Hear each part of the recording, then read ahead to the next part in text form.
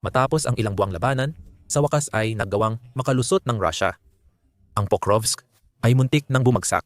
Pinalibutan ng mga tropang infiltrator ng Russia ang lungsod at nalalapit ng bumagsak ang mahalagang supply para sa Ukraine sa Donetsk. Pero hindi iyon ang nangyari. May ibang plano ang Ukraine. Gamit ang matinding search and destroy tactic, ibinalik ng Ukraine ang laban mismo sa Russia. Napalaya na ang Pokrovsk dahil tinalo ng Ukraine ang hukbong Ruso na nilikha para sakupin ang lungsod. Noong Agosto 17, iniulat ng Kiev Post na nagtagumpay ang mga puwersa ng depensa ng Ukraine sa ilang malalaking operasyon sa Donetsk noong weekend. Isa sa mga tagumpay ay ang pagpapaalis ng mga sundalo ng Russia mula Pokrovsk at kamakailan ay nabawi ng Ukraine ang ilang mahalagang lugar malapit sa lungsod na base ng pag-atake ng Russia.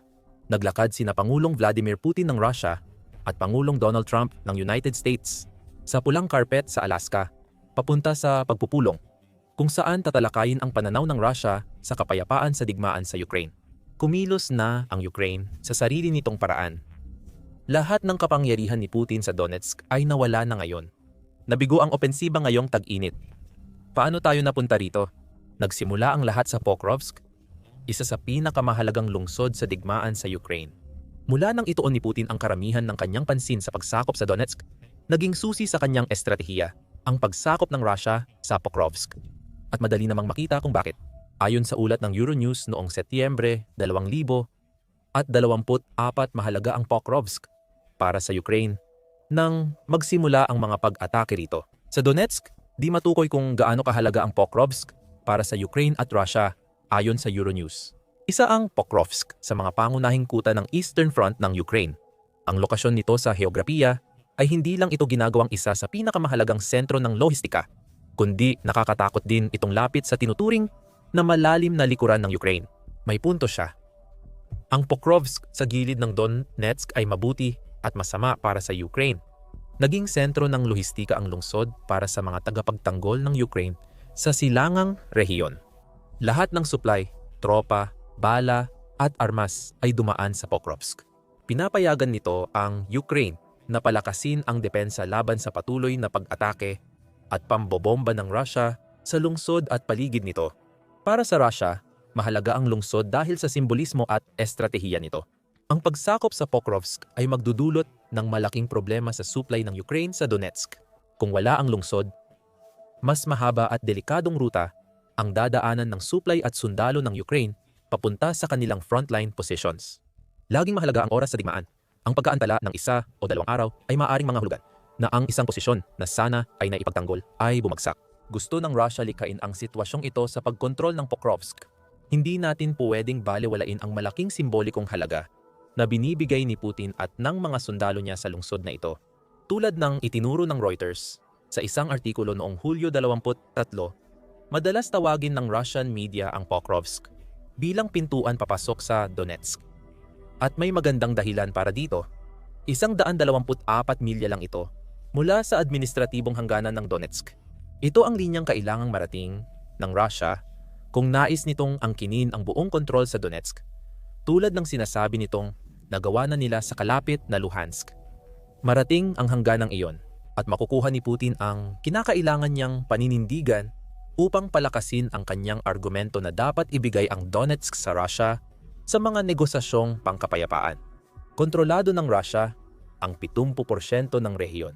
Mula Pokrovsk, magkakaroon ang Russia ng plataporma para sumulong pahilaga at salakayin ang iba pang lungsod-kuta ng Donetsk tulad ng Sloviansk at Kramatorsk.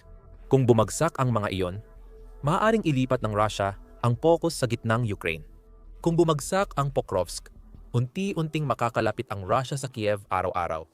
At ang lungsod ay halos kontrolado na ng Russia ilang araw lang ang nakalipas.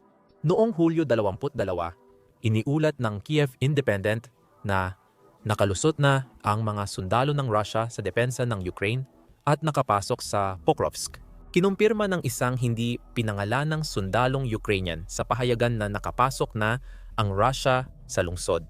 Ayon sa sundalo, hindi pa tiyak noon kung nakapaghukay at nakapagtayo na ng matibay na posisyon ang mga sundalo ng Russia. Ayon sa Deep State na binanggit ng Kiev Independent, Nakalusot ang Russia sa pamamagitan ng pag-atake mula sa nayon ng Zvirova. Umepekto ang estratehiya ng Russia. Sakupin ang mga baryo sa paligid ng Pokrovsk at maglunsad ng pag-atake hanggang mabasag ang linya. Kaya napilitan ang Ukraine na tumugon agad. Nagsimula ang isang misyon ng paghahanap at pagsira, kung saan iniulat ng Deep State na sinubukan ng mga unit ng Russia na maghukay at makuha ang kontrol sa mga tagapagtanggol ng Ukraine. May ilan nang napatay at ang iba'y hinahanap pa. Patuloy pa rin ang operasyon laban sa mga grupong ito. Hindi pa nakuha ng Russia ang Pokrovsk, pero malaki na ito. Nasa loob na ng lungsod ang mga sundalo nila at nakikipaglaban. Maaaring napigilan sila ng Ukraine noong Hulyo, pero nabutas ang lungsod at nakapwesto na ang Russia rito. Ipinakita ni Putin sa digmaan sa Ukraine na kapag nakakita ng pagkakataon ang Russia, nagpapadala sila ng mas maraming sundalo para palakihin iyon. Maliban dito, hindi iyon ang nangyari. Maaaring nagulat sila sa tapang ng mga Ukrainian at paraan ng kanilang hukbo na labanan at wasakin ang kalaban. O baka hindi na lang talaga nila kayang palakihin pa ang puwang. Dahil sa pagkakabalaho, hindi malaki ang puwersang ipinadala ng Russia sa Pokrovsk at naging mas maingat sila. Infiltration ang taktika dito. Kailangang buksan ng Russia ang linya ng Ukraine habang nagpapadala ng maliliit na grupo ng sundalo sa Pokrovsk. Hindi direktang inatasan ang mga sundalong iyon na umatake sa tagapagtanggol ng Ukraine na karaniwang taktika ni Putin sa digmaan. Walang human wave assault or gilingan ng karne ng daan-daang sundalo. Layunin ng maliliit na sundalong grupo ang sabotahe. Hindi man natin alam ang eksaktong utos ng mga saboteur. Malamang pinapunta sila para sirain ang maraming infrastrukturang militar at sibilyan. Ang pinsala sa Pokrovsk ay tulad ng sa mga tagapagtanggol ng Ukraine, pero nabigo ang mga saboteur. Malabong magpadala ng Russia ng elite na espiya sa Pokrovsk pagkatapos nilang makatakas. Magpapadala ito ng mga regular na sundalo, karamihan sa kanila ay baguhan pa lamang matapos maging bahagi ng 110,000 tropa. Matagal ding nagtuon si Putin sa opensiba, ngayong tag-init sa Pokrovsk. Noong Agosto 15 iniulat ng Kiev Independent na nilinis na ng ika-7 Corps ng Airborne Forces ng Ukraine ang Pokrovsk mula sa lahat ng grupong sabotahe ng Russia. Ayon sa Corps, patuloy pa ring nag-ooperate ang mga sundalong Ukrainian sa lungsod. Kahit ang mga sibilyan ay malayang nakakagalaw. May mahigpit na travel restrictions. Pero hawak pa rin ng Ukraine ang mga daan papasok at palabas ng lungsod. Bumagsak na ang paglusot ng Russia, ngunit may natitirang sundalong Ruso sa Pokrovsk. Sa Agosto 17, tapos na ang trabaho at napaalis na ang mga Ruso sa Pokrovsk. Ayon sa Ukraine, wala nang sumisingit na sundalo dahil nabawi na nila ang mga tagumpay ng Russia at umatras na ang puwersa ni Putin. Mas masama pa ang lagay nila ngayon. Kinumpirma ng Ukraine ang paglaya ng Pokrovsk sa isang telegram post ng kanilang pangkalahatang kawani. Patuloy na sumusuko ang mga mananakop ayon sa ulat. Ang mga unit ng Ikalabinsiyam na Army Corps na nag-ooperate sa rehiyon ng Donetsk ay nakahuli ng 6 na sundalong Ruso sa nakaraang araw lamang. Ngayong linggo, nilinis ng ika-7 Airborne Assault Corps at kaalyadong unit ang Pokrovsk mula sa mga kalaban at mananakop. Nalinis ang lungsod, tiyak kay inisan ni Putin na malaman yon. Lalo't muntik na niyang makuha ang lungsod. Isa pa itong mahalaga sa kanyang pag-aangkin na dapat kontrolin ng Russia ang Donetsk, ngunit dumulas ito sa kanyang mga kamay. Sa mismong sandali na akala niya ay nakuha na niya ito. Muling napalaya ang Pokrovsk at naibalik na ang linya ng depensa ng Ukraine sa lugar kung saan ito kinakailangan ng Ukraine.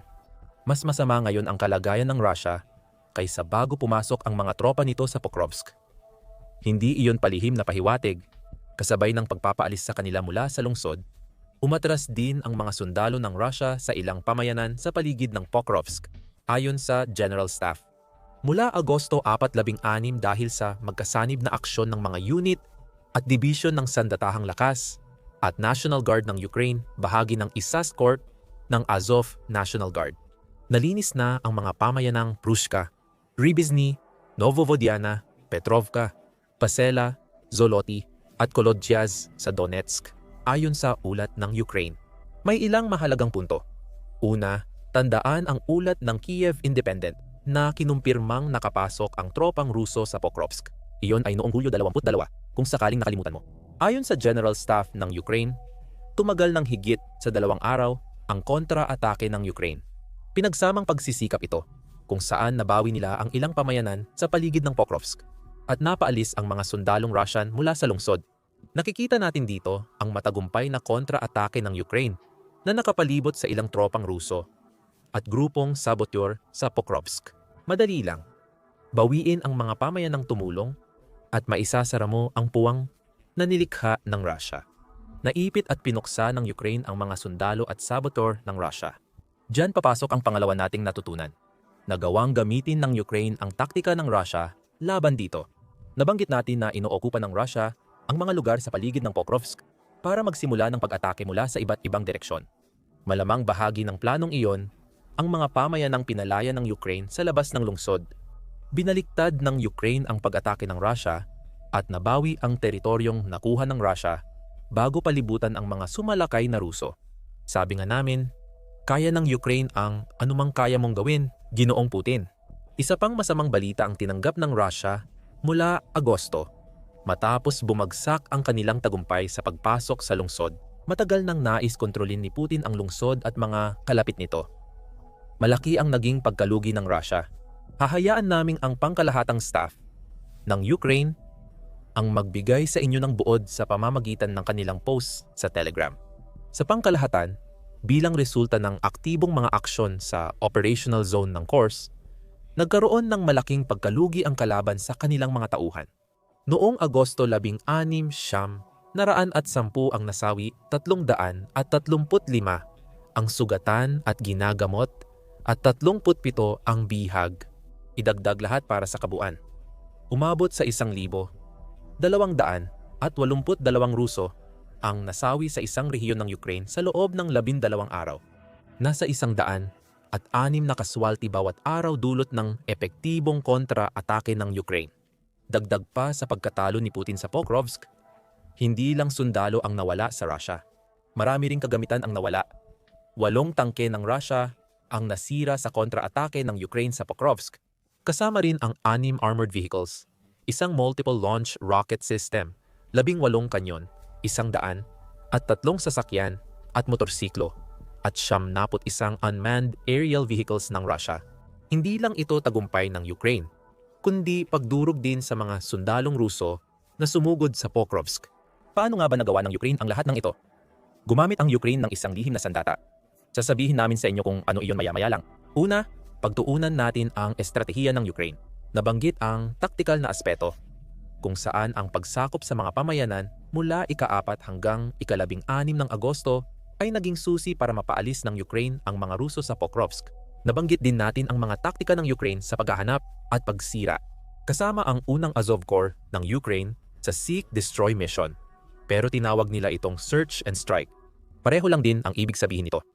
At masaya ang unang Azov Corps na ibahagi kung gaano ito kaepektibo sa pagtupad ng kanilang papel sa paglaya ng Ukraine sa Pokrovsk. Sa Facebook post ng Ukrainian General Staff, sinabi ng Corps na napatay nila ang 271 sundalong Ruso, may 100 at 1 sanitary losses at 13 buong sumuko. Naglabas din ang Corps ng datos na nagpapakitang malaki ang ambag nila sa pagkawala ng kagamitan ng Russia, kabilang ang 37 sasakyang nawasak ng brigada. Buong mga pamayanan ang nilinis ng unang Azov Corps. Nagbigay ang Euromaidan Press ng detalye tungkol sa search and strike tactic ng unang Azov Corps at iba pang unit ng Ukrainian sa pagpapalaya ng Pokrovsk. Nagpadala ang KHOR ng Reconnaissance Company para tuklasin ang posisyon ng tropang Russia at magbigay ng impormasyon para sa mas epektibong pag-atake ng Ukraine. Bahagi ito ng estratehiya. Pagkatapos matukoy ang posisyon ng Russia, susunod ang strike. Binomba ng artilleriya ang mga posisyon ng Russia gamit ang mga bala habang ang mga walang taong sistema ay sumalakay at inatake ang sinumang Ruso na natagpuan. Pansinin na sinabi naming walang taong sistema, hindi walang taong sasakyang panghimpapawid o unmanned aerial vehicle. Malaki ang papel ng mga unmanned aerial vehicle sa pagpapalaya ng Pokrovsk at sila na rin ang sanhi ng hanggang 80% ng namamatay sa digmaan sa Ukraine. Hindi lang sila ang walang taong sistema na ginamit ng Ukraine sa Pokrovsk. May isa pang uri ng drone na ginamit Isa na napatunayang napakahalaga sa Pokrovsk. Maaring ito na ang game changer na gagamitin ng Ukraine para mabawi ang mga okupadong teritoryo. Ang lihim na sandata, mga ground drone, at hindi lang ito mga luma. Ito ay mga unmanned system na kayang pumasok at magpaputok dahil nagawa ng Ukraine na lagyan ang mga ito ng mga baril. Ayon sa Euromaidan Press, kinumpirma ng 73 Mechanized Brigade ng Ukraine noong Agosto, 16 ang paggamit ng nakakakilabot na drone na ito. Sa paglayan ng Pokrovsk, gumamit ng ground-based robotic assault system para mapalaya ang teritoryo ng Ukraine. Ayon sa brigada sa Telegram, ang mga robot na may kasamang mga machine gun ay nagpaputok sa konsentrasyon ng kalaban na halos malapitan na ang paglapit. Hindi ito ang unang beses na nakita nating gumamit ang Ukraine ng ground drones sa kanilang laban kontra Russia. Pero hanggang sa ngayon, madalas silang ituring bilang mga support unit. Ang mga ground drone ay maaring magdala ng mga supply sa unahan, halimbawa, o gamitin para ilikas ang mga sugatang sundalo. Napatunayan ng kapaki-pakinabang ang ganitong mga drone, kinumpirma ni Kliv Konavsky, direktor ng procurement sa Ukrainian Defense Ministry. Noong Mayo na target ng Ukraine na gumawa ng 15,000 ground drone bago matapos ang 2,000 at 25. Iba ang mga drone sa Pokrovsk kumpara sa karaniwang nakikisi di Yabi. Mamtaniwang nakikita sa digmaan. Dumating sila na may mga machine gun at walang nagawa ang mga sundalong Russia. Sa pagsusulat para sa Lowy Institute, ipinaliwanag ni David Kirichenko kung anong ang ibig sabihin ng pag-usbong ng ganitong mga uri ng drone para sa Ukraine. Ayon kay Kirichenko, nais ng mga commander na ipadala ang mga robot sa linya ng labanan para sila ang humarap sa pinakamalaking panganib at mapanganib na misyon. Sa madaling sabi, ang ground drone ng Ukraine ay ginawa para palitan ang mga sundalo. Ilang buwan lang ang nakalipas. Kailangan pa ng sundalong tao para sa search at strike operations gaya ng sa Pokrovsk. Ang ipang robot na ito ay tumutulong na sa pagdadala ng ilan sa mga pasaning logistical ng Ukraine. Mahalaga sila, pero hindi kayang pumatay ng mga Ruso nang hindi nalalagay sa panganib ang sundalong Ukrainyano. Ibang klase ang bagong ground drone na ito, na nag-aalok ng maraming opsyon sa Ukraine. Sa ngayon, ang dami ng tao ay isa sa pinakamalalaking kalamangan ng Russia laban sa Ukraine. Ayon sa Global Firepower na nagraranggo ng lakas militar ng mga bansa, may 100 at 32 milyong aktibong sundalo ang Russia kumpara sa 70,000 ng Ukraine. Nangunguna ang Russia sa reserba na may 2 milyon laban sa 2 milyon ng Ukraine at may 150,000 na mas maraming paramilitaryong sundalo. Kung ililipat natin ang ating focus sa pangmatagalan, may humigit kumulang 800 at 75,000 pang tao ang Russia na umaabot sa edad militar bawat taon. Pati na rin mahigit 300 at 34 na milyon pang tao na itinuturing ng global firepower na karapat-dapat para sa serbisyo. Malaki ang manpower ng Russia, kaya nagawa ni Putin umasa sa human wave at attritional na estratehiya hanggang ngayon. Walang pakialam ang leader ng Russia dahil alam niyang marami pang reserba kahit maraming sundalo ang mamatay. Basta't pumapatay pa rin ng Ukrainians ang mga sundalong iyon. Kahit mas malaki ang lugi ng Russia, ang gusto pa rin ni Putin ang mangyayari. Babagsak ang depensa ng Ukraine. Binabago ng paglitaw ng ground drone na may machine gun ang lahat. Kasalukuyang kulang ang Ukraine ng 50,100 sinanay na infantry ayon sa International Institute for Strategic Studies noong Pebrero. Hindi nawawala ang mga problemang ito sa manpower at ramdam ang kakulangan sa mga bakanteng trinsera sa rehiyon ng Donetsk. Ito rin marahil ang dahilan kaya nakalusot ang Russia sa Pokrovsk sa unang pagkakataon. Sa pamamagitan ng mga ground drone na talagang kayang lumaban, nagagawa na ngayon ng Ukraine na magpadala ng mga tropa na hindi tradisyonal. Sila ang mga sundalong kayang sumakop at magtanggol ng teritoryo nang hindi alintana ng Ukraine ang pagkawala ng tao sakaling masira ang mga unit. Kailangan pa rin ng tao para magpatakbo ng drone. Ayon sa Euromaidan Press, mas mabuti na ang lagay ng mga taong iyon kaysa kung sila mismo ang umatake sa unit ng Russia. Pero kahit papaano, ang grupong iyon na nakapwesto sa isang posisyon ng labanan na posibleng ilang kilometro ang layo mula sa bakbakan ay mas ligtas mula sa mga pag-atake ng Russia. Kinokontrol nito ang ground robot gamit ang wireless radio o fiber optic cable, ayon sa ulat. Ngayon, kayang magpadala ng Ukraine ng kamatayan mula sa malayo gamit ang makabagong drone. Sa lupa o himpapawid, magaling ang huli sa bitag, pagsira ng gamit at pagmamanman, habang ang una ay nakakabawi ng teritoryo sa paghahanap at pag-atake sa mga trench ng Russia. Hanapin at salakayin, ngunit tandaan, ang paglaya ay hindi laging tagumpay. Sa Pokrovsk, nagpapatuloy ang pagpapatatag habang pinatitibay ng Ukraine ang teritoryo. Nabawi na ito habang naghahanda ang Russia sa bagong pag-atake. Ngayon, alam ng mga sundalong Ruso sa Pokrovsk na mahirap kunin ang lungsod dahil may mga ground drone na armado ng machine gun na naghihintay. Epektibong panlaban ang search and strike na estratehiya ng Ukraine. Kung hindi mag-ingat si Putin, ang summer offensive na inaasahan niyang magbibigay ng bentahe sa negosasyon ay maaaring magpakitang malayo pa sa tagumpay ang Russia sa digmaan sa Ukraine. Habang tumitindi ang pag-atake ng Ukraine sa Russia, lalo nitong pinahihina ang makinarya ng digmaan ni Putin. Nalaman lang ng Russia na natatalo sila sa digmaan ng unmanned aerial vehicle at ground drone. At huli na, para may magawa pa sila tungkol dito. Alamin pa ang iba sa aming video? At huwag kalimutang mag-subscribe sa The Military Show para sa mas marami pang video tungkol sa mga pinakabagong balita mula sa Pokrovsk at rehiyon ng Donetsk. At maraming salamat, gaya ng dati, sa panonood.